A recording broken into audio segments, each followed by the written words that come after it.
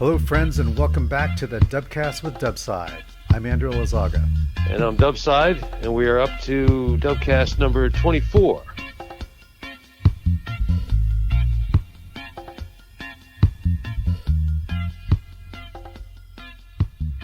So, Dubside, we got some mail. Okay. Mark from Nova Scotia writes, "Hi, Andrew. I've recently discovered your inspirational DUBCAST with Dubside, and I've been doing my yoga stretches in the morning while binge listening to them. I live in Nova Scotia, Canada, and have about a dozen rolls. Hoping to have more fun with rolling this summer, I've purchased a Ziegel Greenland to see what I can do, but I have a problem. The back combing digs into my lower back. It's painful and makes it difficult to roll. I wasn't expecting this, and I'm wondering if you had any ideas on what I could do. Raise the seat, move the seat forward, arch my back even more, just live with it. Any help would be greatly appreciated. Thanks so much, Mark." So, what do you think? Right. Well, thanks for the question, Mark.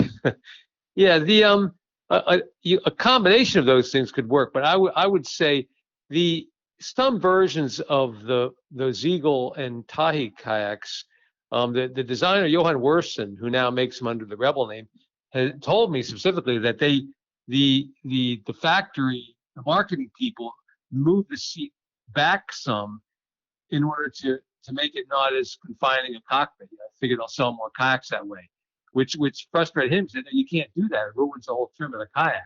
So in many of those, the seat is about an inch or two farther back than it's supposed to be for the trim of the kayak. And that's also going to make the back of the combing poke into your back more. So you can move the seat forward.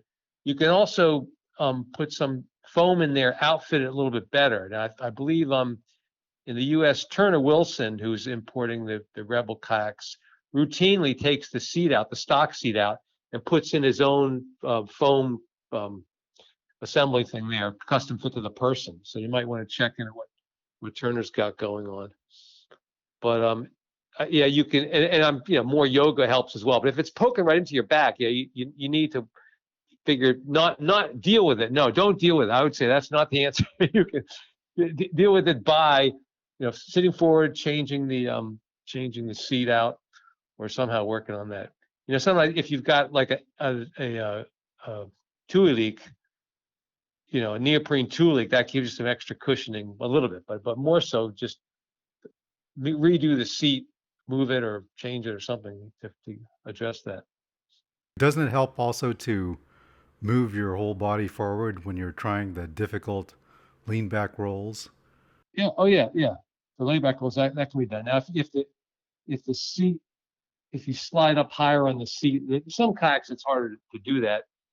But for sure, yeah. If so, you slide your foot pedals out a little further, so you give more space to pull forward, and that effectively is lowering the back deck because it's moving the back deck farther behind you.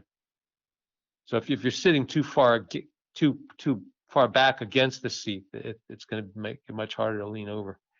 And well, then the other thing I always tell when I'm teaching is that when you lay all the way back, lift your butt out of the seat. I do that every time. And your knee should still keep you solid in the kayak, but in that last little bit to get your head touching the back deck, you just lift your butt right up a few inches right off the seat. Now, if it's not comfortable because it's poking into your back, then you have to address that in the ways we've discussed before. All right. Thanks. So what's been going on with you, Dubside?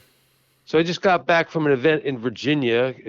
It's called SK 102 for Sea Kayak 102. They have an introductory day, and then the people that go to that one can go to this weekend thing. So it's a lot of people just getting into kayaking. They usually do a rolling demonstration and set up some ropes and stuff like that. I've been going to that one for a couple years when I can, when I'm not otherwise traveling somewhere else in the springtime like this time of year. So I think the first time I went there was with Maligak. I should do a whole DUBCAST about some things going on there. When he lived in DC, we both went to this event for the first time. It was a lot of fun. Was there a strong Greenland? There's a few. I mean, there's a guy doing surf ski stuff there, and there's doing very Euro paddle stuff and things. But they generally have a green element there. People interested in that. What's going on this summer? Anything planned? Yeah. The Kayak USA events. There's the Hergif Hudson River Greenland Festival is on. That's in June. I'll be going to that one, and then the one in Michigan in I think late August is on Michigan Training Camp. It's called. I'll be going to that one, and the one in Minnesota in September. I'm scheduled to go to that one as well. And the Delmarva one is in October. I guess they're still working on that, but I expect that one to happen, and I'll definitely be there if it is. So, yeah, things are opening up. I'll just put a little plug in for I had made some Dubcast with Dubside guitar picks, and like the one that Frederick Elsner gave to me and that I described in whatever episode that was. These guitar picks, I had them ordered them so they glow in the dark. And I am the places that I go, as I did this past weekend, I'm giving them out, promoting my Dubcast with Dubside. So if you're going to any of these upcoming Kayak USA events, you'll get your own Dubcast with Dubside guitar pick that glows in the dark. Yeah, thanks for the guitar picks. I received them in the mail and they look fantastic. I think I said on the AtlanticMusic.gl website, you can get a Nanook guitar pick, but it'll cost you like $6 or $7. But I'm giving these out for free if you find me in person. Well, good reason to show up and meet Dubside and take some classes. Should be a better summer. Mm-hmm. Okay, well, without further ado, here is Dubcast number 24. And we titled this Building a Skin-on-Frame Kayak in 2 hours. All right.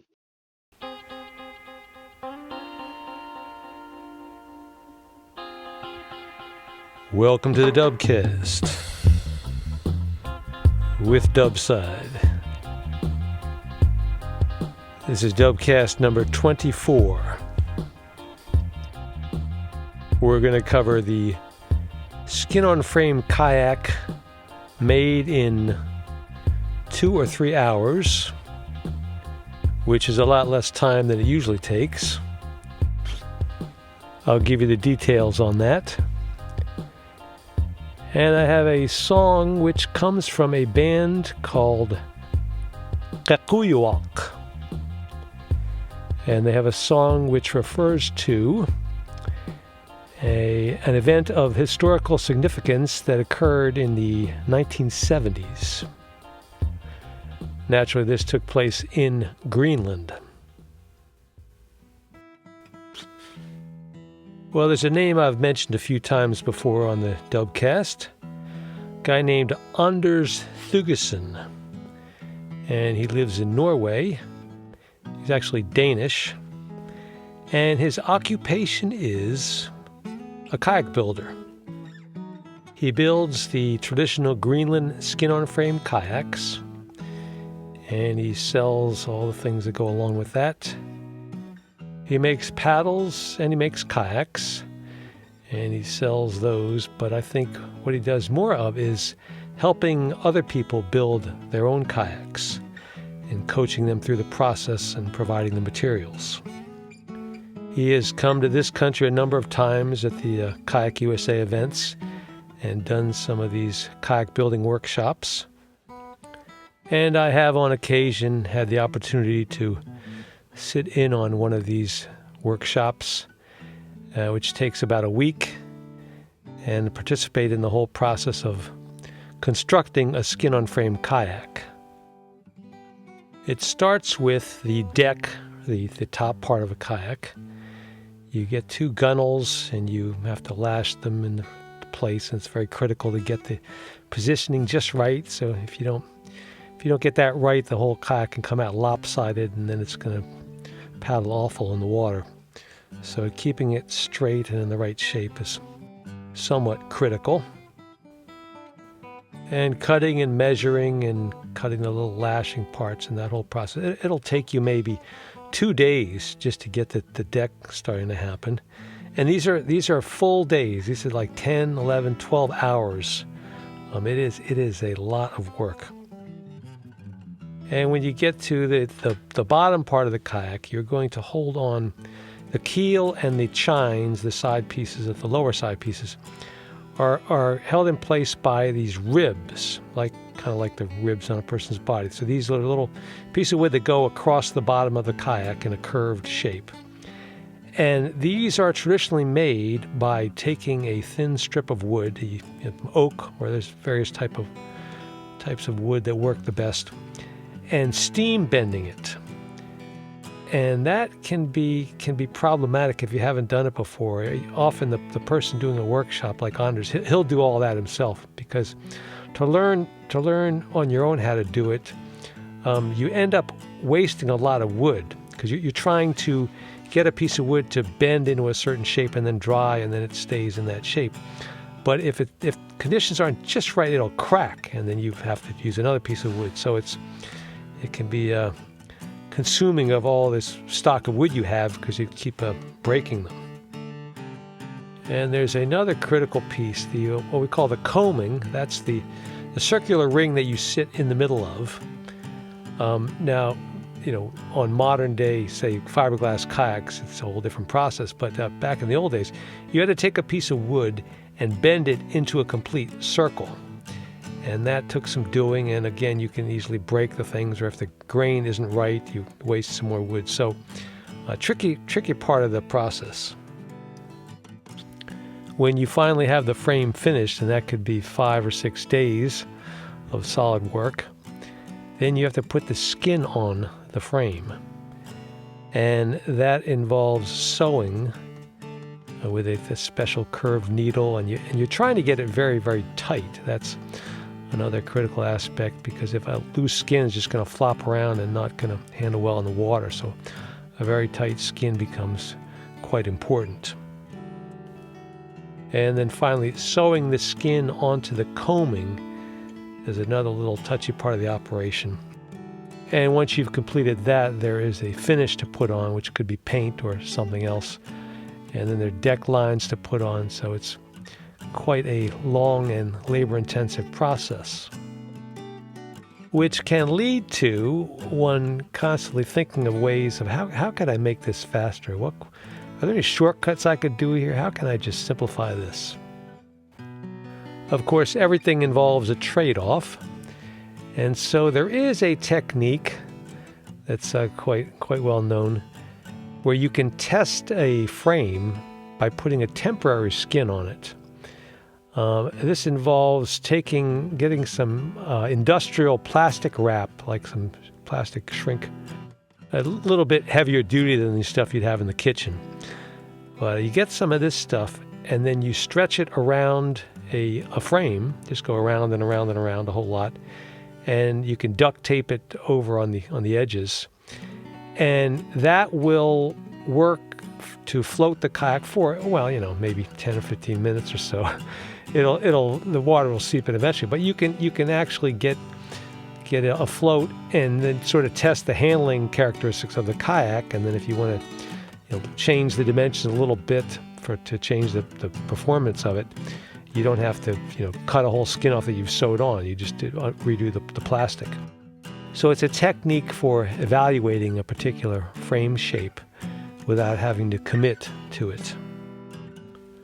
And at a different extreme, there is another phenomenon that has happened in the years, and that is a kids' cardboard kayak race or something along those lines. And this has been done at the Charleston Festival that I've mentioned before, that happened for many years in South Carolina. And you get a bunch of kids, and you have a stack of cardboard and a bunch of tape, and you tell them, just make something that'll float, and then we'll race it, have a race. And so these are variations on kind of a floating cardboard box. Sometimes they look a little bit more seaworthy. Other times they just barely float, and generally they sink halfway through the race, or somebody might be lucky enough to finish to the end. But it's a lot of fun and splashing, and good for entertainment at a lunchtime weekend thing. Well, I believe Anders Thygesen, I don't know the exact history here, but I think these kind of ideas were just in his head. And an event in Norway, I may have mentioned this one before, it's called Qeqquaq, a Stockentreff. It takes place in a camps area called Qeqquaq. This is in about the middle of Norway on the coast, halfway up to the top. And this has been going on, it's 10 or 11, 12 years now. And so early on at this event, Anders decided to try something new.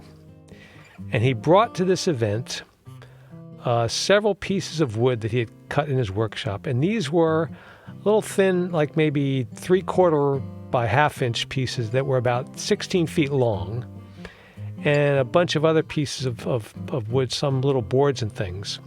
And he had 2 or 3 sets of these. And he said, we are going to have a little contest here, and we want teams to build a skin-on frame. They'll build a frame, and then he had these rules all figured out. He said, okay, here's the wood you get, and you get a roll of duct tape, and you get tools, just the tools that I'm providing with you. You can't bring your own tools. So it was a Leatherman and a little hand saw and maybe a knife or something. And then he said, the task before you here is build this frame in 2 hours. And then after that 2 hours is up, we'll pause, and then each of the teams will all help each other take this roll of plastic wrap and wrap the frames and duct tape them to make kayaks out of them. And then we'll put them on the water, and we'll see how they perform. We'll have a little race. So that's what we did. And we had this contest, and so they had to cast aside some of the normal ideas of building a skin frame, like bending ribs. Not going to happen. We don't have wood that's going to bend. We don't have any steam anywhere. So it was, and duct tape instead of lashing was a little different. So there were maybe 2 or 3 teams. I can't remember, because we kept doing this year to year. So the first time, I believe, like the kayaks, the one of the kayaks, somebody to get in the kayak, you had to have on your team, you had to have 2 of the bigger guys hold a person by the armpits and sort of pick them up and then slide them into the cockpit very carefully so as not to break this delicate kayak. And then when they got in the water, I think one of the kayaks just started to collapse already. Just the weight was, in the middle, just made the ends pop up, and it sank not too long after that, and didn't make it to the end of the race. And the other one might have got through, but it was awkward to paddle, and we had a lot of laughs. It was pretty funny. A slight step up from the kids' cardboard race. They looked a little bit more like kayaks, but they still performed rather poorly. Well, Anders kept on coming to this Qeqquaq event and kept on bringing the materials for it. And year to year, things got better and better. And he had actually come up with a whole scoring system for this contest. It wasn't just the race. He had categories. He was grading on if it looked like a traditional design. It had a nice lines on it, looked like a real Greenland kayak. He had a category for how well the team functioned together, if they weren't, getting into arguments or disagreements. I had to have some good cooperation there. And he had a special category for if your team had come up with some new innovation, something that advanced the state of the art in this 2-hour skin frame building, then he would give extra points for that. And of course, there was winning the race with some points. And they started after a few years. He added rolling. You had to roll this kayak. And in order to roll without just taking on a whole lot of water and sinking, he had to address the issue of the combing, the round circular part, because there wasn't with just straight wood and duct tape, you couldn't really make something. And you need, if you're going to attach a spray skirt or a tulik onto it to roll in without it taking on water, you need something that's round. So he started to he had pre-made a wooden combing, which takes a long time, like done in the real way. So that would allow us to actually have a combing. And then in later years, he started using, you can take a small bicycle rim, and that functions, like aluminum or steel bicycle rim, and then you just run your plastic wrap to that and tape it in place, and that worked actually pretty well. And as the years went on, the knowledge of how to make these things work got better and better, and they were able. You could by the end, we were making kayaks that one person alone could use. You didn't need people to hold your armpits and slide you in there. We knew where to reinforce it, so you could actually sit on the back without the whole thing falling apart. And in some years, I think we had the teams were like northern Norway versus southern Norway. One year we had the women against the men. I think there was a kids team too. Different ways to divide up the playing field. And some of that category of a new innovation, I think one year the women's group, you're supposed to use just the material you have. You can't grab some more 2x4s from somewhere. But if it was just stuff right there in the area, they used some weeds, the strands of weeds, just to form into like little pieces of kind of rope cordage. And they made deck lines for their kayak, which allowed the person to put the paddle on the deck if they were going to roll with the Norsok or their hand or something like that. So they got the points for the new innovation that year. And for that women's touch, they had taken flowers and taped them to the very end of the kayak. So they had these little flower tips off the bow. And by the time we'd done this 6 or 7 times, the kayaks were getting so good. The rolling, he had advanced it to, you had to do 3 rolls. You had to race, a relay race with 3 different people paddling the kayak. So three times somebody had to get in and out of it. And then there was rolling at the end. You had to do, say, 3 rolls. You could pick whichever roll you wanted to do. And then some of these kayaks were hand rolls were working in them. And of course, some of the years the losing kayak would be pretty bad, but the better ones were quite impressive.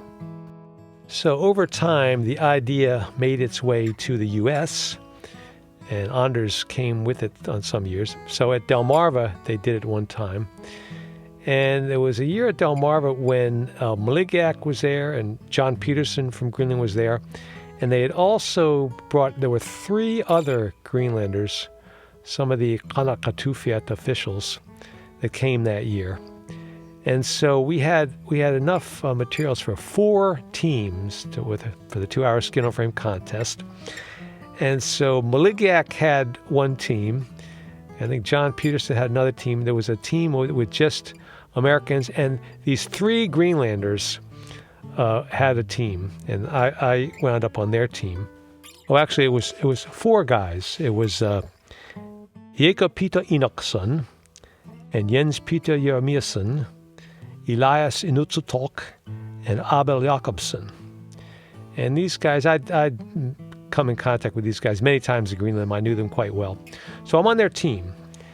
And I said, I had done this 2-hour skin-on-frame build for many times in Norway. So I figured, I know something about these. So let me clue these guys into, the ins and outs of this thing.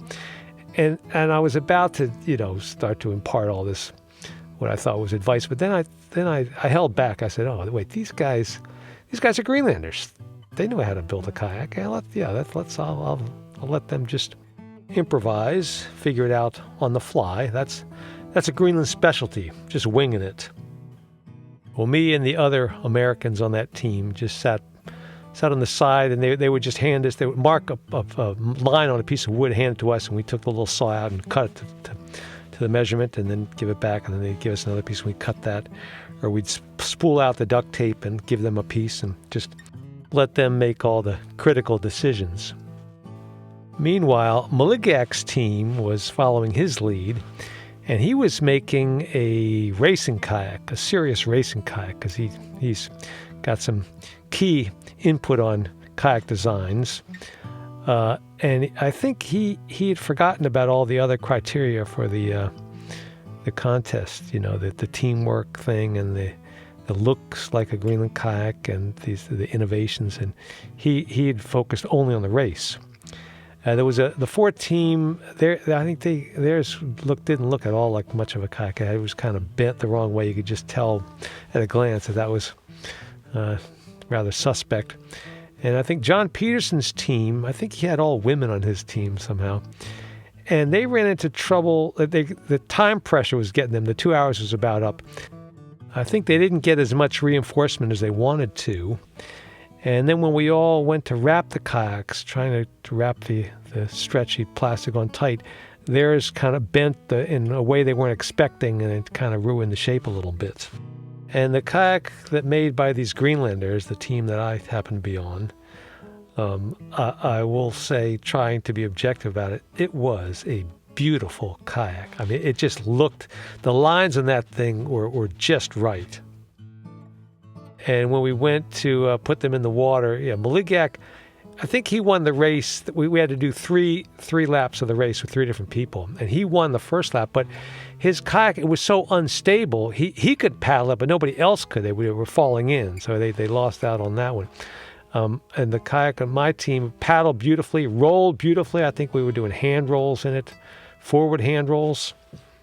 And when they added up the points, we'd won the contest. But I determined there's an additional way to win this 2-hour skin-on-frame build.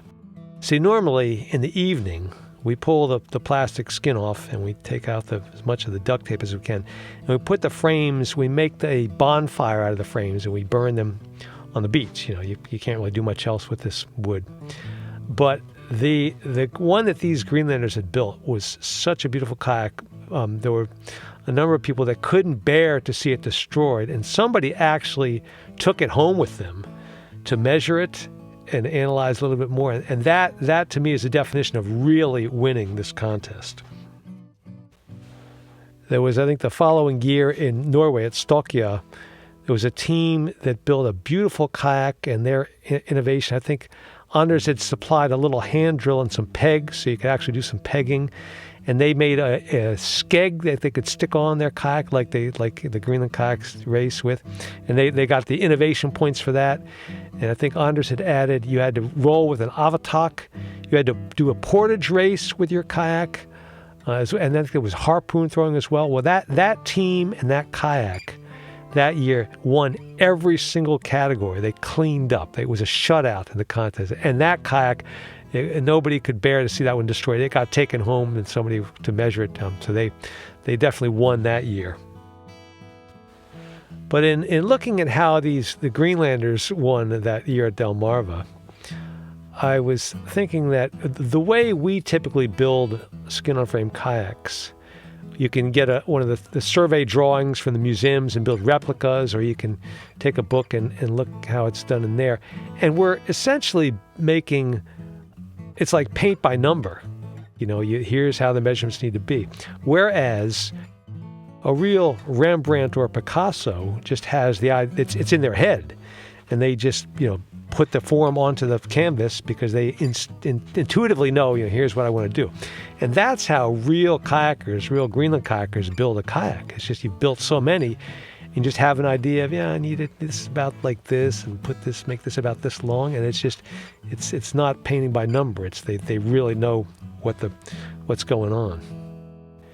And this idea has been adapted a couple other times. I think at the Hudson River Greenland Festival, they gave you lashing stuff so you didn't have to use as much duct tape. And they did away with the time limit. It wasn't 2 hours. You could work it all. It would be starting on Friday, and they would race them maybe Saturday afternoon. And guys were up all night with a headlamp trying to work on it. It kind of took away from that original 2-hour idea. Another year at Delmarva, they didn't have the time limit, and I think they finally got them finished. It was Sunday noontime with people that already started leaving, and I think after lunch they put them in the pool. There was hardly anybody left there to watch, so it kind of took the fun out of it. Well, interesting conclusion to draw was that Anders had that category of it has to look nice. That's what you get points for. It looks like a nice kayak. And looking at the kayaks before they would perform in a race, it just turns out that the ones that look good tend to paddle better. It's just we all start to get that instinctive idea of this makes a good kayak, this doesn't, if we've looked at kayaks long enough, and start to approach the Rembrandt Picasso aspect of it. But you can sort of see the lines that just that's I don't think that's going to do well, and then you'll get some the kayaks that they'll either tip right over, or they won't paddle straight, or for other ways of building something that just does not perform very well once you put it in water. Then there was a time they tried this at the Michigan training camp. That's a Kayak USA event that takes place in the end of August, usually in Traverse City, Michigan, in that area. And we had, I think, 3 teams. And somehow that team cooperative spirit, it on the teams it was okay, but between teams they got into stealing things, asking somebody, can I borrow this saw real quick, and not giving it back, and then this team was wondering where their stuff's going to. And I remember we had the stuff lined up. There were 2 of the teams were operating sort of on one straight line, so they were end to end, and the one team decided they could just reach down and steal the other team's wood. And so it was in the evening, it was getting dark, and so they're working on their gunnels and their top frame, and they don't, without looking at underneath at their feet, didn't notice that one of those pieces of wood was sliding in the direction of the other team, and they stole it right out from under them. And then, but they hadn't thought that through, because the first team looked over at some point and said, hey, how come, where's our wood? And they looked at the other team, had an extra piece of wood, and obviously knew where it went to, and then they stealing it back and bickering back and forth. And they lost the team spirit there, but they had fun with it. And over the years, I recall doing this at the Stokke event with Bjorn Thomason. Remember, I might recall that he's the designer of the Black Pearl kayak, a real, genuine kayak designer, and he was on a team. And you'd think with that kind of expertise, he could win easily, but he's not used to the 2-hour time constraint and duct tape, etc. So he didn't necessarily win like some of the other years. But I must say that the Greenlanders that one time at Delmarva certainly came through this with flying colors. They just had it in there instinctively. Give them materials, give them 2 hours, and they came up with a masterpiece. It was amazing. Our music selection for today comes from a band called Qeqquaq. That's Qeqquaq. A lot of Q's there. And these guys, I picked this up some years ago. Looking through the notes here, this group does not seem to appear that the Elsner brothers were involved in this project, but it's still some fine music. And they have a song on this CD, and it's called Asivik. And Asivik refers to a gathering that took place in I think it was 1973. And this was it was kind of a cultural festival as well as a political thing. This is, back then, Greenland was still in the process of getting home rule and deciding on just how their country would be structured in breaking away from Denmark, as they eventually did many years, got on the road to that many years later. But back then it was still in its nascent stages. So they had, I think it was a concert, and they had some kayaks there as well. They had all sorts of cultural things going on. And I get the impression from reading about this that it was somewhat, if you think of, say, Woodstock combined with a political convention, that's kind of how significant it was. So people referring back to it, you mentioned this Asivik, and people, oh yeah, that thing was a very, very, very important thing. And I think they had it maybe a year after that as well. It might have lived on a little bit, but that Asivik. So this song just celebrates that time and just talks about people coming together and meeting, and how it was very, you could say, inspiring and optimistic time for the future of the Greenland people. So here is the song Asivik.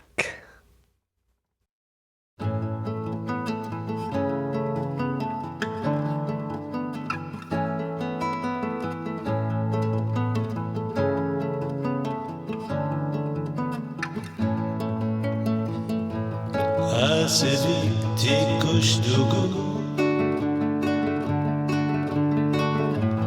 Inuit nabistuit Qeqquaq Qeqquaq Qeqquaq Anetokaq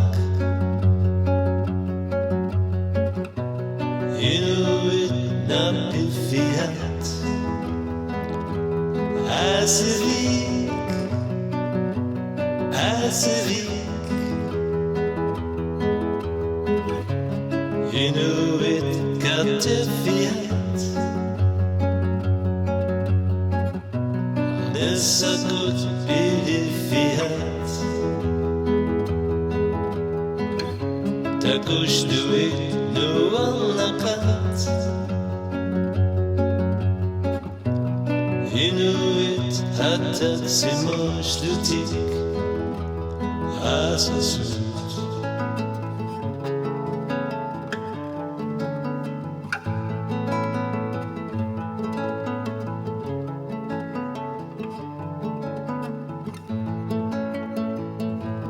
Hasevik istishlugu. Inuit tikishtuit. Tanyegi burlashtuit. Hatoshtuit tupinakat. Kanrasuashtu atotakat. Siulita utokakimutat. Kingulisanut atokusat. Hasevik, Hasevik, Hasevik, Hasevik. Inuit begat.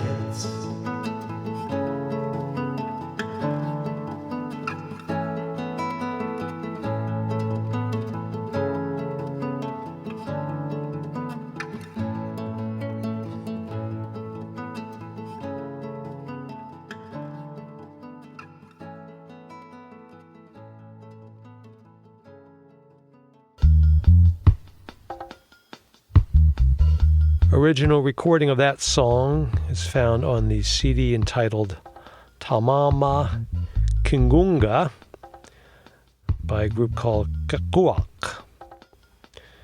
And the translation of that album title, Tamarma, Qinngunnga,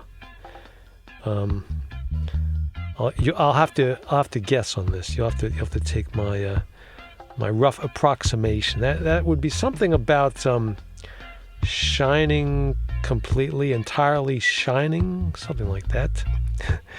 Anyway, you can find this CD on atlanticmusic.gl.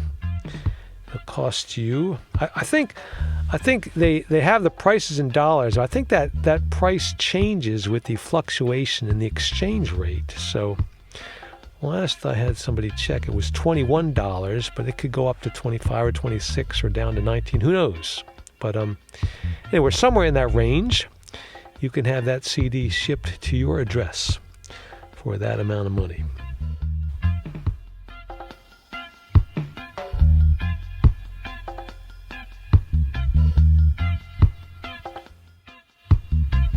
Coming up in episode 25, it's about time I told you the story of how I became asked to help out with the judging of the Greenland competition in Greenland, which was a tremendous honor for me to get involved with. And I will give you the details on that next time.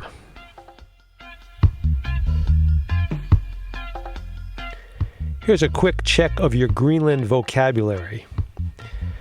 Qeqquaq pashlashlu nofashlashlugu. I have said that once before on the DUBCAST, a couple times before. Any idea what that refers to? Qeqquaq pashlashlu nofashlashlugu. That is the standard Greenland roll.